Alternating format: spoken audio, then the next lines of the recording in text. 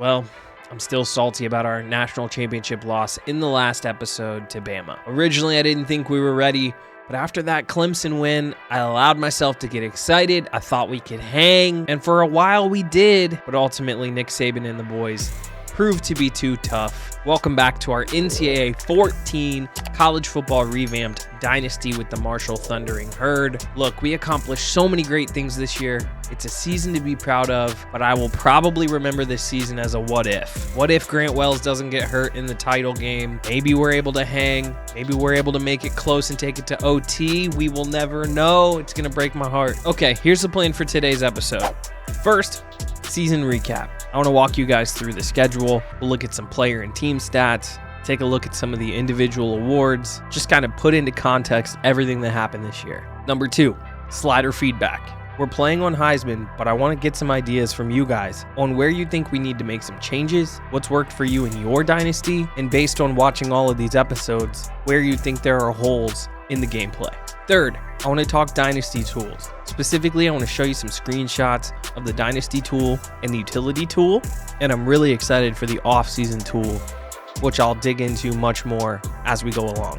And finally, off-season outlook. And I've got some really important questions like conferences, do we make a move? Coach Mayo, do we accept a job offer? All of that stuff.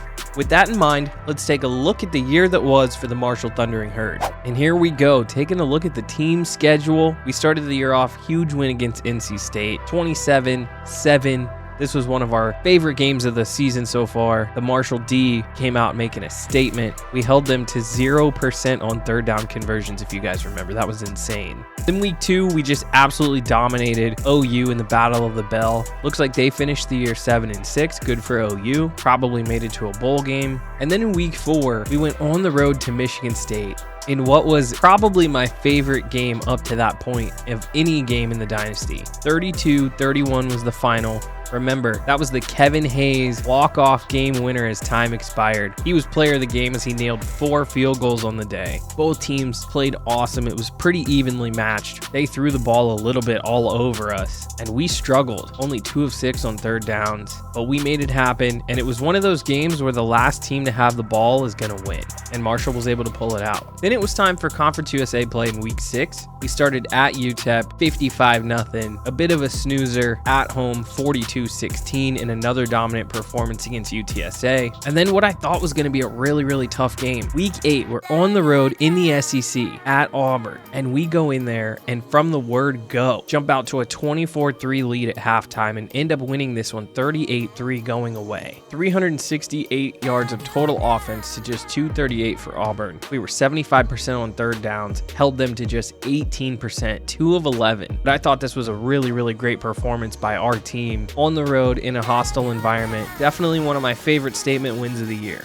Week 9, week 10, Middle Tennessee State and Tulsa, 31-6, 31-0. Playing some good ball during this stretch of the year. 6 straight games over 30 points scored for the offense. And then we continued it in week 11 at UAB with a 45-7 win against the Blazers. Then in week 12, our arch rivals, Florida Atlantic. I cannot stand these guys. 17-14, Marshall was able to sneak away. And if you remember from this game, for some reason we were at FAU for a second consecutive season, and I don't know why. But we'll make sure that that's fixed. Make sure we get them at home for the first time in the series next season. Marshall again doing a great job. 2 of 10, we held them on third down conversions, 233 to 239 yards.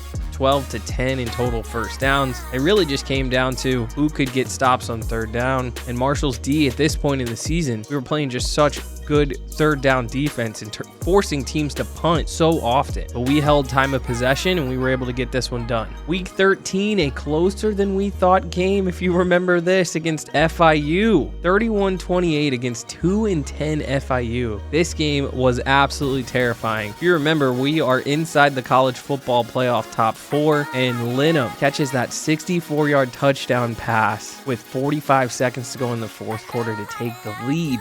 At that point, FIU had scored 3 straight unanswered, and it took a Grant Wells under 1 minute season on the line touchdown drive. Devin Miller caught all the passes, including the 35-yarder walk-off style with 19 seconds left to go. These guys had no business being in this game for as long as they were. This one was a heart attack waiting to happen, but Marshall was able to find a way to win 31-28. Then it was East Carolina time, 35-14 in the rivalry game as we made it happen on senior day. Conference championship, certainly did not expect this result. Tulane was coming in off of a loss, but was still playing really good ball up until this point. We had home field advantage as the higher seed, team with the better record, and it was a GG 52-6 as Marshall takes home their first Conference USA title in quite some time. This game was not close at all. And as I scroll down to the bottom of the team schedule, the way you use the Dynasty Tool, you actually have to sort of save your game, play your game, go back into the Dynasty Tool and let it know who won the 2 semifinal games and then simulate forward. So we don't have the Clemson game information here on this screen, but as you can remember, we were able to outmatch Dabo and DJ in what was a fantastic game, super fun, and obviously Marshall able to win the Sugar Bowl, get themselves into the national championship against Alabama, where we just didn't have enough for Saban and the boys. 31-17 is the final score. We were in it early, up 17-7 at halftime, and then get blanked in the second half, 24-0, as Bama is just too tough. And then of course Grant Wells unable to finish this one out. We were not able to throw the ball after he went down. Fuqua only had the short passing game going. 3 turnovers later, and that was it for Marshall's season. A valiant effort, certainly something to be proud of, but Bama too tough. As we click here through the team schedule, I would have to say my favorite game of the year might have been the Michigan State game. That one was so fun, especially being a fan of the Big Ten my whole life. I've been to the Michigan State Spartan Stadium, and that 32-31 walk-off winner really proved to me that this team might have what it takes to really make some noise. That's probably my favorite game of the year. Least favorite game of the year, as much as I want to say Florida Atlantic, I actually think it's the FIU game. It ended up being super fun, but at least Florida Atlantic is 8-5. We know they're tough. We knew what to expect. FIU 2-10. They might even have been like 1-8 on the season at the time we played them. I can't remember off the top of my head, but they were not very good when we faced off. And 31-28, it took that last second touchdown drive to keep the hopes alive. The pressure was really on us at home. That was definitely my least favorite. Comment below which one was your favorite game of the season. I'm really curious to know what you guys thought. Overall for the season, combined opponent record 84-79. Obviously, Conference USA, not the most difficult conference in all of college football, but between Tulane being ranked, FAU playing some pretty good ball, Middle Tennessee State being pretty decent, UAB finishing the season 9-4, I thought there were some pretty good teams in there. Obviously, Marshall, as we saw, took home the Conference USA title, but I wanted to take a look at some of the other major conferences around college football and see how people ended up. First, we'll just start with the independents. 11-2 for Notre Dame, finishing the top 10, 8-5 for BYU, Coastal Carolina 7-6. Certainly some teams in there I wouldn't mind seeing join conferences in the future. In the Pac-12, it was Stanford representing, ended up being the 4 seed in the college football playoff semifinals. Obviously couldn't hang with Bama, but it looks like they were really solid, 10-0 in the conference, 12-2 on the season. Good to see the Cardinal back on top in the Pac-12. SEC, the big boys on top, Bama, Georgia. Looks like they played for probably the SEC title. I want to say this was the game against Georgia late in the year. They won 37-17, and of course Bama went on to win the national title against us. The ACC, it was the Clemson Tigers, 9-0 in the conference, 12-2 overall. They were followed closely by Georgia Tech and NC State, who of course we played. Clemson certainly was tough, and of course DJ, Heisman Trophy winner. I'll be curious to see how they reload for next year, what's in the pipeline for Dabo and the boys, and see if we can maybe get them on the early non-conference schedule. We'll see. Big 12, Oklahoma, 9-4. Looks like they were able to win the conference. Texas with a bounce back season. They were 10-3. TCU also looking good at 11. They finished the season 10-3. After that, it looks like everybody else just beat up on each other. I'll be watching the coaching carousel to see what happens with Oklahoma. Is Lincoln Riley still there? Does he move to USC like he did in real life? We'll keep an eye on the Big 12 moving forward. Big 10, the team up north, gets it done again. 12-2 for the Michigan Wolverines. 9-0 in the conference. They end up ranked ranked number 2 in the final polls. So a year after winning the national championship, Michigan bounces back with a heck of a season. Buckeyes 11-2, 7-1 in the conference. This probably should have been their year. Unfortunately, unable to get past Michigan for a second consecutive season. As I mentioned, we'll definitely have to take a look at what we want to do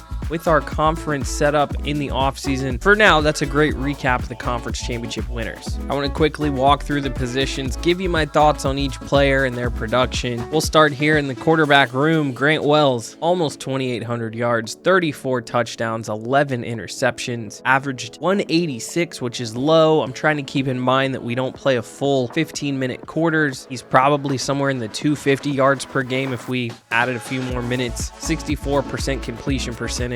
Had a long of 66 on the year, but was sacked 31 times, which I do not like. Here's a look at his first 2 years under center at Marshall. Relative to last year, very similar in the amount of attempts and completions. He threw for about 600 yards more. Did a much better job with his touchdown to interception ratio. His quarterback rating went up like 30 points, and his completion percentage stayed pretty steady. Saw a slight uptick in his times sacked, but I thought Wells was pretty good, and if this is his final year in Huntington, he did a solid job for us. Here he was on the ground, significantly less running from last year. Some of that probably due to sacks being credited as loss of rushing yards, but our zone read game was not nearly as effective as it had been in the past. He averaged 73.4 yards per game last year. This year, only 21.2.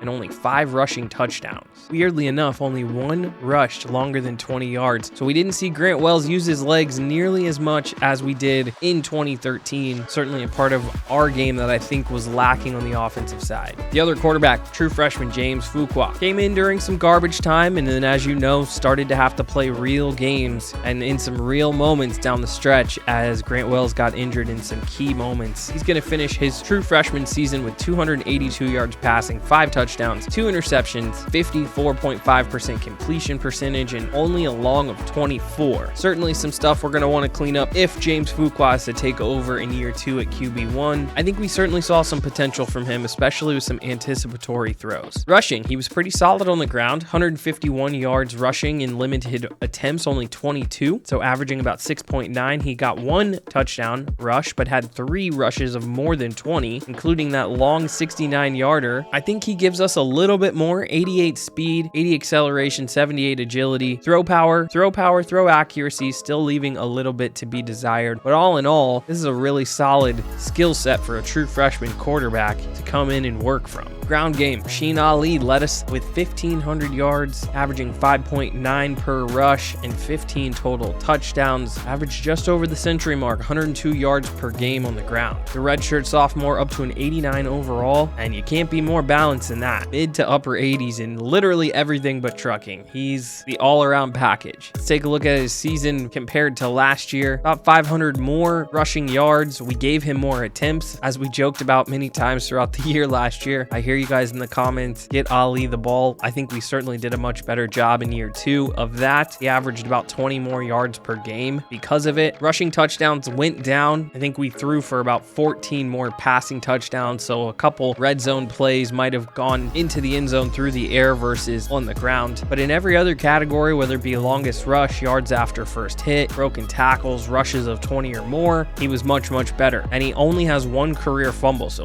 Ali is solid. He's a stud. Receiving, about the same, only 1 less reception, only a little bit less in receiving yards. You know, we use Ali in the screen game a little bit, use him as a check down. He's actually significantly better than I think we give him credit for in a lot of those situations. And he's got pretty solid hands, only 4 career drops in 70 attempts. I'm not sure if Ali's going to try to test and leave early for the NFL. If he does, we will surely miss him. But if not, I think big things are in store for Ali as a starting halfback for Marshall in another season. Nothing else major to mention. Sheldon Evans is going to leave Marshall. Certainly thought we would get the redshirt senior a little bit more involved than we did this year. We appreciate his service. It may become the Jeff Clemens show, 6'2", 203. But as a reminder, here is his skill set: 88 speed, 86 acceleration, 81 agility. He's got a decent package, and I think if he progresses, he might get a little bit more action from Jeff. And if Rasheem goes to the NFL, he might have to be the guy. Okay, time to talk receiving. We were led by John Bass with 38 total receptions, closely followed by Keaton, Miller, and Ali and Gamage. They're all bundled together. We spread the ball around pretty decently amongst those guys. Receiving yards, Keaton led the way, 639, 9 total touchdowns along of 54 for Keaton, 8 total drops, 10 for John Bass. He really did struggle to catch the ball. Those guys struggled with consistency. The redshirt junior, Talik Keaton, in 80 overall. I do expect him to come back. I think he's got a little bit more to prove, and maybe we can sneak him a little bit closer to the 1,000 yard receiving mark next year. John Bass, 600 yards. Really strong campaign for the true freshman. 8 total touchdowns and a team high 59 yards, longest reception. I thought he was dynamic. He did struggle with drops, but he's a true freshman, and I think he's got a bright future. Corey Gamage, 585 yards, 6 total touchdowns, 6'4", 222-pound redshirt junior from Florida. I actually think Corey's got a chance to come back next year as well. He may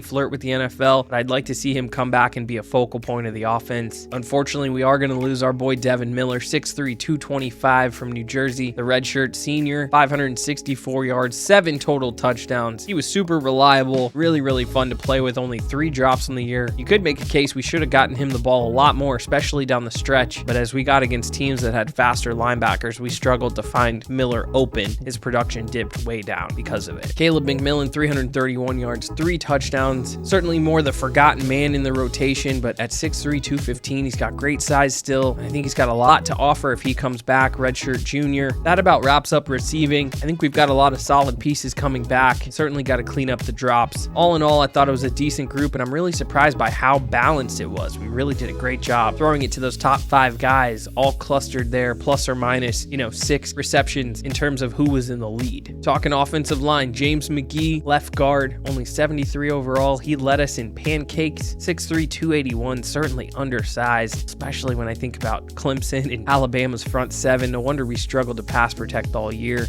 Jack Murphy, the redshirt freshman, 1 pancake, 4 sacks given up. Hopefully he develops and comes back for a strong year too. Logan Osborne also got some run. He has a pancake block on his record. Here's where I think we struggled the most. The tackles. Certainly we went up against some premier edge rushers this year. Kendrick Sartor, 9 sacks given up, 74 overall. Sartor improved upon last season where he gave up 10, 6'7", 310. He's got fantastic size, but not exactly what they're looking for. Maybe a team takes a flyer on him. 90 awareness, 78 run blocking, pass blocking, and an impact block, 86 strength. I would have liked to have thought he would have been a little bit better than he was, just maybe not the acceleration, agility, and athleticism you would need from a really important and dominant right tackle. Ethan Driscoll, 72 overall, 6'9", 323, just a mountain of a man. Played in a reserve role last year, this year in a starting role, gave up 8 sacks. Certainly expect Ethan to be back for his redshirt junior year. I hope he develops a little bit and get us some better ratings, and maybe he can have a better season. Let's talk Chris Everhart, redshirt freshman, 6'3", 337 from Tennessee, 74 overall. Only gave up 3 sacks as the starting center. I actually really like his skill set. Certainly got some decent blocking ratings, and I think if we can get a little bit more athleticism, agility, awareness out of him, especially as the starting center, he could have a nice little career here for us as a 2 or 3 year starter at center. Ali gave up a sack in pass protection. I think I remember the exact play where he kind of just missed, didn't pick up the blitzer, and Wells, I think, also fumbled on that play. So Ali's pretty good in pass pro for a running back, but he did give up that 1 sack.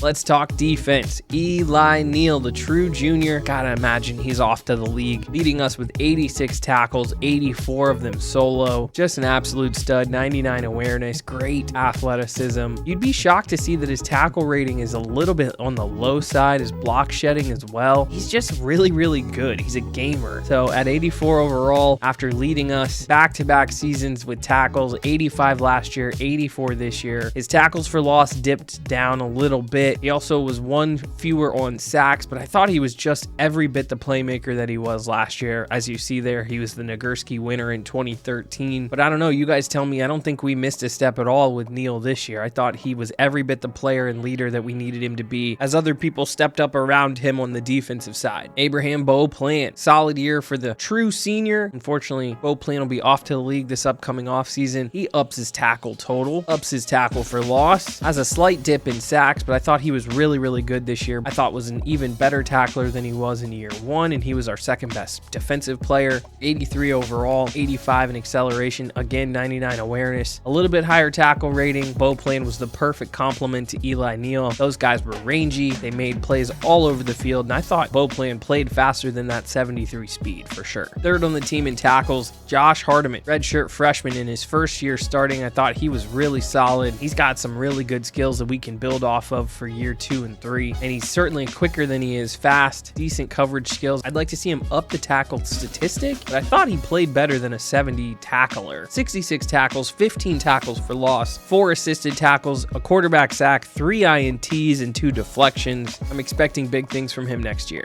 Nakron Reynolds, 58 tackles. He was quietly the most underrated player on this defense. Reynolds was really good and was a guy I didn't even expect to be playing. That was just like icing on the cake, I thought, all year long. His pick 6 against DJ in the semifinal Sugar Bowl, probably my favorite individual effort on the season. EJ Jackson, the true junior in his first year starting, adds 46 tackles. He also played really well. I thought the safeties had a decent season. Jamari, 34 tackles, Gilmore, 33, Abraham, 29. We'll kind of scroll through here. We'll reset it for the tackles for loss. Neal led us in TFLs. Edwards was second with 17. Hardiman, Beauplan, Cumberlander, and Porter also in double digits as well. Edwards, by far the most dominant defensive lineman we had, 15 total sacks. As we take a look at his back-to-back Lombardi awards, he upticks his tackles, he upticks his tackles for loss, he upticks his sacks. The redshirt senior probably should have left at the end of last year, but he wanted to come back, show that his first year with us as a starter wasn't a fluke, and he was fantastic. Speaking of difference makers, tied for second on the team with Cumberlander and Porter in sacks is the heir apparent to Edwards. We're talking Rashid Price. Did not expect the true freshman to play a huge role, but we needed him. We've got some ratings that I think we can certainly improve upon, but we're going to need Price to play a huge role instantly next season. With 17 tackles, 10 tackles for loss, and 6 sacks is a heck of a way to start out his career. Redshirt senior Kobe Cumberlander, 25 tackles. He basically had a carbon copy season of last year. It's actually pretty fantastic. 1 more tackle, same exact number tackles for loss, same exact number for sacks. He's definitely the model of consistency, an undersized edge rusher, 6'3", 229. Some decent ratings here, but he's a really good Conference USA edge rusher. I thought he made a lot of really nice plays and played with a great motor. I thought Kobe Cumberlander was a really solid player for us. His partner in crime, Owen Porter, started to finally get some real snaps, 27 tackles, 13 tackles for loss, 6 sacks for Owen Porter in his first year starting. He too played with a great motor, similar size, 6'3", 234. The redshirt juniors ratings are pretty solid across the board. I'm not sure if Owen Porter's going to make it back. 79 overall, I'd like to say he's going to come back for his final year. I hope he does. Give him another chance to start and double down on those ratings. Moving over to the secondary a little bit here, Micah Abraham, 7 interceptions. Taking over that CB2 role. Saw some of his numbers uptick. 1 more tackle for loss. Didn't get on the quarterback sack list, but that's 7 interceptions and 4 pass deflections. He was kind of locked down over there. 6'2", 176 for the true junior in his size. Another guy, a little quicker than fast. Really, really smart. 89 awareness. Decent man coverage, zone coverage, press ratings. Not sure if he's going to declare. 78 overall. True junior. Would love to see him come back, especially since we're losing so many corners. But if it was his final season, he was a heck of a player for us. Hardiman, as we mentioned, had 3. Reynolds, again, had 3 interceptions. Bowers got 1, Jackson got 1, and Gilmore got 1. Let's take a look at Gilmore. Stephen Gilmore's season, very, very similar to last year. Again, 33 tackles to 34 last season. 3 tackles for loss, upticks by 1. Finally gets a quarterback sack for himself. And weirdly enough, check out this. Last year, 6 deflections, 1 interception. This year, 9 deflections, 1 interception. Gilmore has got to catch the football. He's got to convert some of this great coverage into turnovers. I think that's his Achilles heel. It certainly was for us. And he's got the ratings. Look at this, 91 overall. His awareness is through the roof. Coverage ratings through the roof. Catching stands out like a sore thumb down there at a 70 overall. That may be what is make or break for him at the next level. I hope he can turn it around. Let's buy this man a jugs machine, huh? Final defender I want to talk about, partially because of some other things he did in his career. Josh Bowers, true senior, 25 total tackles, 2 tackles for loss. Got himself an interception and a pass deflection reflection on the year. As you can see here from the ratings,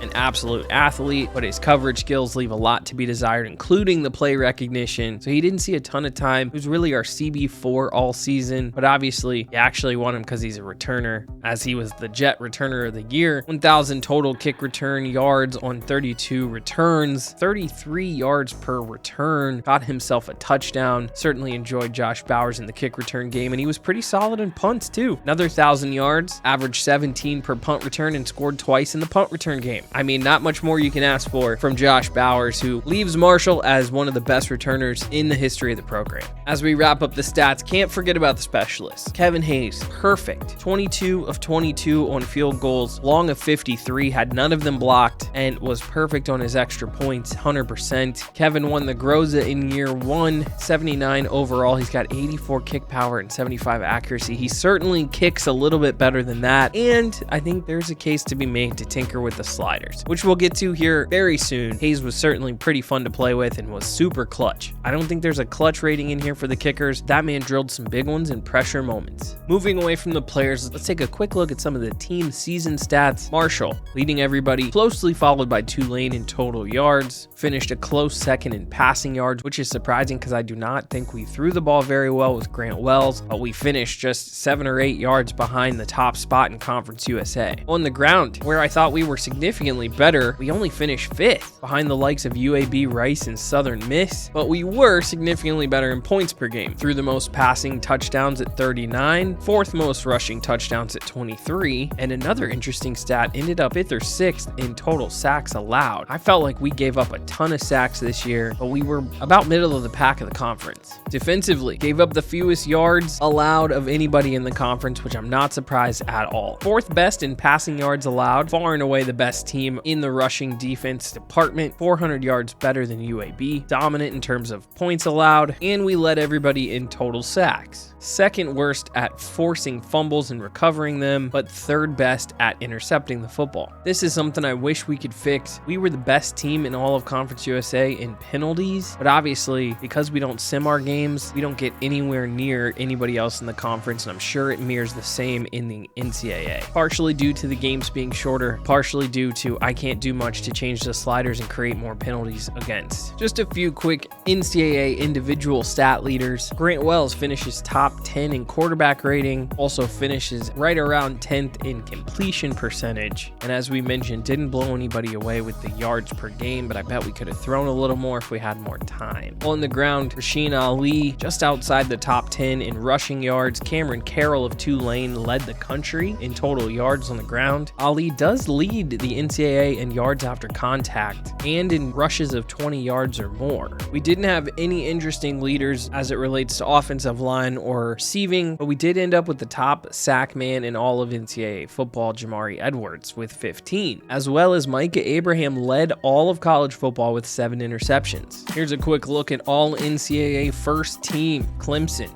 Pace and DJ leading the way. We see an appearance from Michigan's Haskins, a couple more guys from Alabama and Clemson. Jamari Edwards and Eli Neal get first team all NCAA, as does Micah Abraham, Josh Hardiman, and Josh Bowers. So surprisingly, a bunch of first teamers, especially on defense. And Tulane also sneaks in 2 first team defenders in Williams and Dyson. That's insane. All NCAA second team, Stanford is represented here.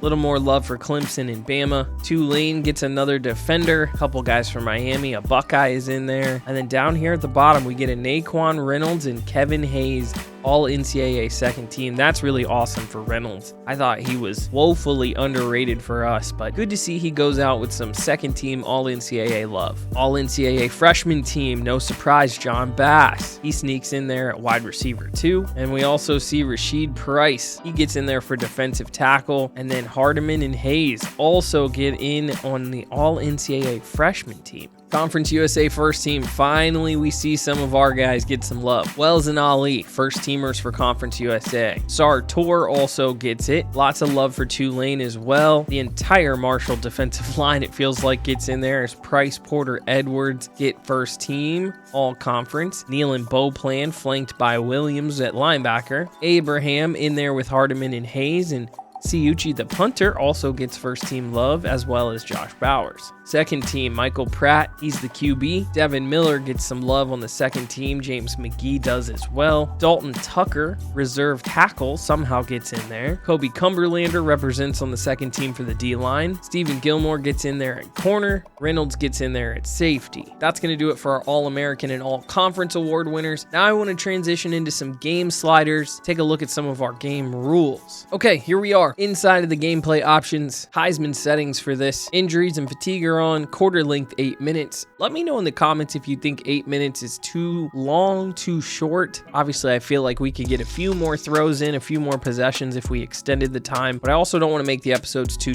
long. Game speed set to normal, player threshold at 65. I think these settings are fairly straightforward, nothing crazy to see here. Game rules, we talked about it. Not enough user-generated penalties. I think we could bump a few of these up, but let me know in the comments because I don't want the whole episode to be just littered with penalties. So take a look at these. Let me know what you guys think about these particular sliders, especially as it relates to the penalties, and see if we can get a few more next year without them being completely OP and the game being unplayable. Custom AI. Custom AI. I've played this entire series with no custom sliders, either on the user or CPU side. I've never touched these. I haven't really messed around with them at all. I'm not going to touch them right now for this episode, but I'm going to let you guys let me know down in the comments which ones you think we should change. I would like to think that the pass blocking for the user gets a little bit better because I think it's a little unfair right now. We just have quarterbacks scrambling. There's no pocket whatsoever. I also think the field goal power and accuracy should be turned down. I think the kicking is a little OP. I don't think we have a problem with any interceptions, both for the user or for the computer. I think tackling is decent. Maybe a little bit on the user end, we could turn down tackling. But again, let me know what you guys think. I'm going to leave this section untouched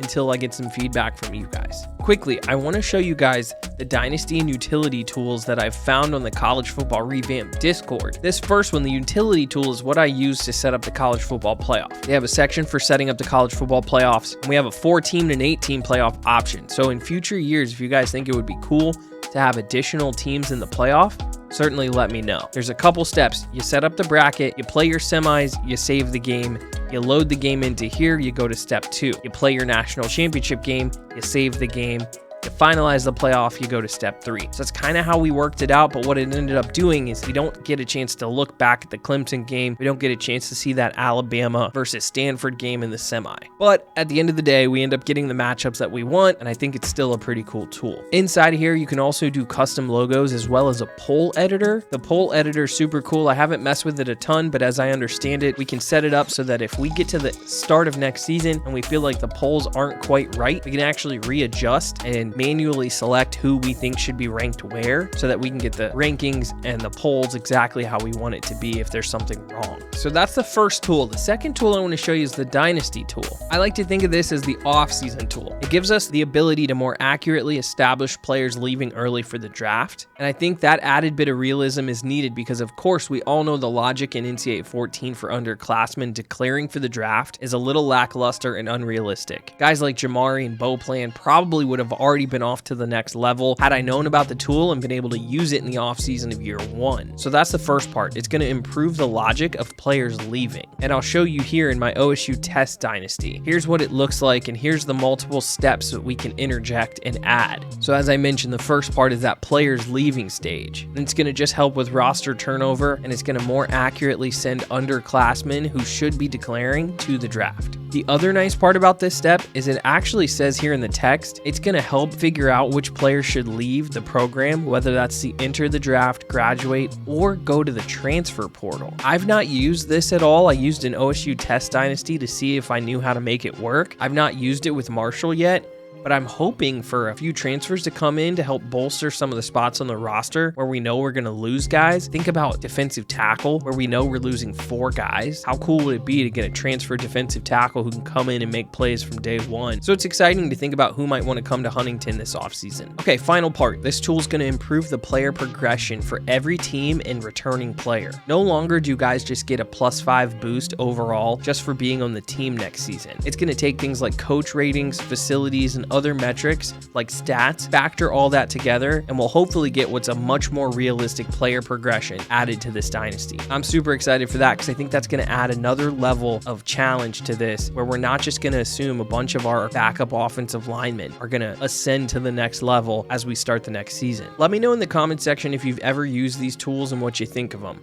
I'm pretty excited to get it going with this, especially this Dynasty tool, and that's definitely what you can look forward to in the next episode, the full off-season episode. Final section, let's talk off-season. Couple things I'm thinking about as we get ready for the next episode. First thing, Coach Mayo, 26-2 at Marshall in 2 years, 4-0 against his rivals, 4-1 against the top 25, and a 2-1 bowl record. I'm pretty big into realism. I think dynasties are cool when they act and operate as if it's the real thing. I think if this were real life, Coach Mayo would be getting some job offers from big time programs. I was texting with a couple buddies. I'm not in a rush to leave Marshall by any means, but at the same time, if a huge program came knocking and wanted to take on Coach Mayo, I think we'd have to consider it. Let me know in the comments below what you think, because honestly, as much as I'm loving Marshall, if he gets blown away by an offer, let's say the Notre Dame job comes open or one of those other major programs, Florida, Texas, USC, we'd have to consider it, I think. So let me know in the comments, are you big into us being more realistic, or do you want me to just stay at Marshall, let Coach Mayo do his thing, continue to build up this program? I mean, to be honest, some real life examples that I've thought about, Coach Luke Fickell at Cincinnati, he's turned down a bunch of different opportunities. He's decided to stay with the Bearcats for the long haul, it looks like. I could see Coach Mayo doing something similar like that in Huntington. So I could go either way. You got to let me know. Next order of business, conference realignment. It's a huge topic in real life, obviously with the Big Ten expanding, adding UCLA and USC. I think I'd like to line up some of the conferences more true to what they are versus how they are in this game. And with that comes the real life transition for Marshall into the Sun Belt. For the upcoming season, Marshall's out of Conference USA. They're going to be moving to the Sun Belt as well as a couple other teams with them. But after being so dominant in the last couple seasons in conference, I wonder if we should accept a bid to a bigger conference like a Big Ten, maybe an ACC. So again, I'm asking for your comments down below. Let me know what you think. Do you think we move to the Sun Belt, keep it realistic to how it is in real life with Marshall, or do you think we open ourselves up to a bigger conference, play some tougher opponents more regularly? That's pretty much it for this episode. The season recap for season 2 is officially over.